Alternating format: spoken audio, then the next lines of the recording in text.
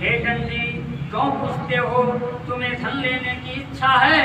मेरा नाव में लता और पत्र भरा हुआ है।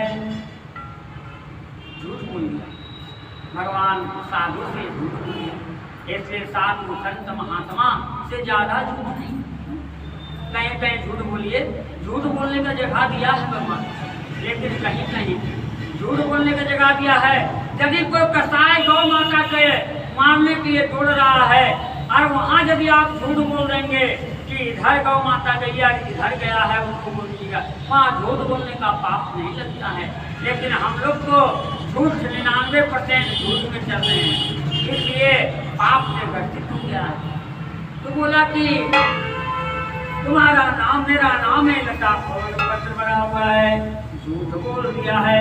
लेकिन भगवान यहाँ कहते हैं कि बड़े प्रेम से मिलना सबसे दुनिया में इंसान रे, बड़े प्रेम से मिलना सबसे दुनिया में इंसान रे। अरे ना जाने किस भेद में बाबा मिल जाए भगवान रे, ना जाने किस भेद में बाबा मिल जाए भगवान रे। इसलिए प्रेम से मिलना, साधु संत महात्मा कोई प्रेम से मिले, लेकिन साधु का रूप करके वो झूठ बोल दिया कि मेरा नाम है, लता पता भरा हुआ है। साधु ने बोला कि जाओ, हम तुम्हें श्राप नहीं देंगे, लेकिन तुम जो बोला है वही सत्य हो जाएगा। हाँ, तेरा नाम है, लता पता बोला है, वो सत्य हो जाएगा। साधु कहकर वहाँ से चले गए। नाम में जो है लता पता देखा, मुर्गी तो चली गया। भगवान के पास नहीं, हर जगह आप होशियारी कीजिए, भगवान के पास नहीं चलेगा। भगवान के पास बहुत तरह से काटने का उपाय है।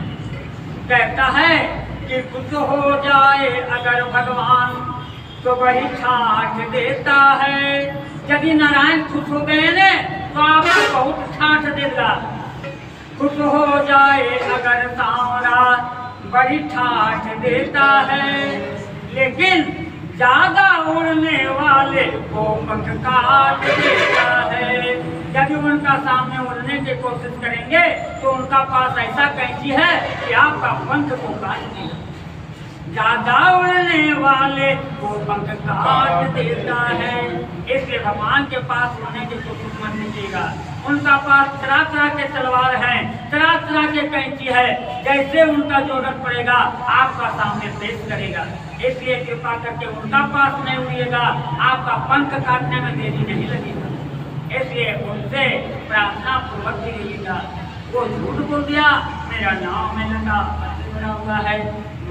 साधु बोला जाओ, तेरा वचन सत्य होगा। वहाँ से चले गए। नाम में जो ही देखा लता पता मूर्छित होकर गिर गया। उनके दामाद बोला, वेद को नृत्य करते हो, गंगे महाराज श्राप दिया है, इसलिए उन्हीं से मनोरथ सिद्ध होगा। साधु के पास गया, चरणों में जाकर गिर गया और रोने लगा, बहुत हे नारायण, हम मूढ़ व्यक्ति, मैं क्या जानूं, हम प्रसन्न हो जाइए, मैं आपका पूजन करूंगा। भगवान कहने लगा, तू सुन, मेरा पूजन से सदा मुँह फेरता रहता है और पूजन भी कहीं होता है तो तुम उसमें टांग अड़ाता है, इसके कारण तुझको बारंबार दुख मिला है। हाँ, मेरा पूजन भी कहीं होता है, भजन भी होता है, तो तुम आगे चल के टांग उड़ाता है। इसलिए मेरा पास वो कैंची है, तेरा वो कैंची से तेरा मंत्र को हमको काटना पड़ा। इसलिए भगवान के पास नहीं मन बिल्कुल नहीं। भगवान नारायण तो बोला कि हे नारायण, तेरी माया के न पाया कोई पार, कि लीला तेरी तू ही जाने भगवान, कि लीला तेरी तू ही जाने। तेरी माया के न पाया कोई पार, कि लीला तेरी तू ही जाने नारायण, कि लीला तेरी। हे नारायण, हे भगवान, हम पूरक व्यक्ति में क्या जानूं, हम पर प्रसन्न हो जाइए, मैं आपका पूजन करूँगा। भगवान ने प्रसन्न हुए, बोला कि जाओ, तेरा नाम है हीरा मोती जवाहरात हो जाएगा। तेरे नाम में चढ़ करने का उस पार गया। जब उस पार गया तो जब गांव पहुंचा तो साधु ने दूत को घर भेजा, हे दूत, जाओ मेरे धर्मपत्नी से कह देना कि साहूकार धन के साथ नगरी में पहुंच गया है। जाकर दूत जाकर कह दिया। दूत जाकर डायरेक्ट ने ये कहा, माँ और बेटी इसी तरह भगवान का पूजन में बैठी थी। दूत एक कोने में खड़ा होकर और जाकर प्रार्थना से जाकर बोला कि राम लखन दोनों भैया जगत के रचवैया आय मुनि के संग आए हैं। राम लखन दोनों भैया साधु के संग आए हैं। भगवान लीलावती समझ गई। आज बेटी से कहने लगी कि हे बेटी, तू सुन, पूजन को संपूर्ण करके आज तू भी पिता और पति को देखने चले आना। हम अपने पति को देखने जा रहे हूँ। और लीलावती चली गई और कालावती भी भगवान का पूजन को छोड़कर प्रसाद को नहीं खाए। इसी के कारण उसका पति जल में डूब गया। वहाँ जाकर रोने लगी, कहने लगी, ना जाने किस देवता के अनादर से नौका जल में डूब रही है। श्री सदैव भगवान का महात्म को जानता है। आज रोने लगी। भगवान आकाशवाणी किया कि सुनो, कालावती प्रसाद को त्याग कर आई है, इसी के कारण इसका पति जल में डुबो दिया गया है। या अपना घर जाकर प्रसाद को खाकर आएंगे तो अपने पति को नहीं संदेश पाएंगे। आकाश मंडल से ऐसा सब सुनकर कन्या घर गई और प्रसाद को खाकर अपने पिता और पति को देखे कहने लगे कि घर की ओर चलिए। इस तरह से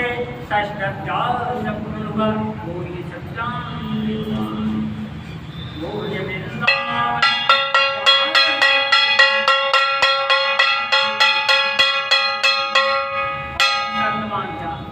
सातवां अध्याय और अंतिम अध्याय।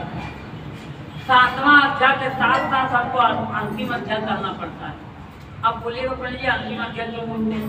इसलिए बोलते हैं कि जो भक्त लोग बैठे हम कहीं डर नहीं जाए कि पढ़ने ये कथा कितना चलेगा पता नहीं। इसलिए सातवां अध्याय और अंतिम अध्याय भाई अब संतोष हो जाएगा कि हाँ अब खत्म हो जाएगा कथा। लेकिन कथा प्रेम से ही होता है। कथा प्रेम यदि प्रेम से कथा नहीं हो तो भक्त वहाँ नहीं टिकते हैं। सत्यम भैया, सत्यम भैया, इसलिए कथा प्रेम का ही होना चाहिए। सत्यम भैया आइए। एक जगह भगवान इसी तरह कथा हो रहा था। भगवान के एक गांव में कथा हो रहा था। जब भगवान की कथा हो रहा था तो वहाँ एक भक्त आया और किसने भी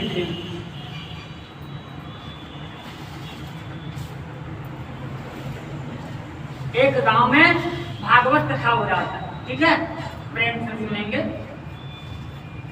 तो भागवत कथा होते होते में जितने भक्त थे वो सब उठ के चला गया। तो एक भक्त बैठे रह गया।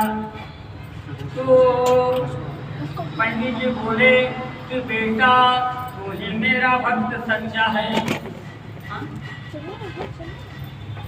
बोला बेटा तू ही मेरा भक्त ऐसा है जो शुरू से लेकर अंत तक बैठे रह गया। काहे कि जितना कथा सुनने वाला भक्त था वो उठ के चला गया। तो पंडित जी बोले भक्त बेटा तू ही मेरा एक सच्चा भक्त है जो शुरू से लेकर अंत तक बैठा रहा। तो जो बैठा रहा वो भक्त क्या कहता है पता है कि बाबा वो बात नहीं है, आप जो बैठे हैं आसन में वो आसन हम लाए हैं इसलिए हम इसलिए कथा यदि अच्छा नहीं हो वहाँ टिकता नहीं है। इसलिए प्रेम से ये ग्वाला को तो ग्वाला ने निमंत्रण दिया कि हे राजन मेरा घर में भगवान सत्यनारायण का व्रत हो रहा है, आप अब आएंगे। ग्वाला निमंत्रण देने के बावजूद भी राजा वहाँ नहीं पहुँचा। है कि राजा को अहंकार हो गया। राजा को अहंकार हो गया कि ग्वाला के घर में पूजन होता है, मैं वहाँ जाने से मेरा राजा के रजवाड़ चला जाएगा, इसलिए राजा अहंकार से नहीं गया। लेकिन मेरे भक्त ये ध्यान से सुन लीजिए अपने कानों में, अहंकार यदि करेंगे तो आपका जो मिला हुआ जो है वो सब चला जाएगा। अहंकार से आपको कुछ मिलने वाला नहीं है। यदि आपके पास आपका संस्कार है तो दुनिया आप मुट्ठी में कर लेंगे, इसलिए संस्कार बना के रखिए। आपका संस्कार ही दुनिया में काम करेगा, अहंकार आपको मुट्ठी में मिला देगा। भगवान बोले हे नारायण, राजा ने अहंकार से ग्वाला के घर नहीं गया। ग्वाला के घर में पूजन संपूर्ण हो गया तो सबसे पहले राजा के पास लेकर प्रसाद लेकर गया। बोला हे राजन, मेरे पूजन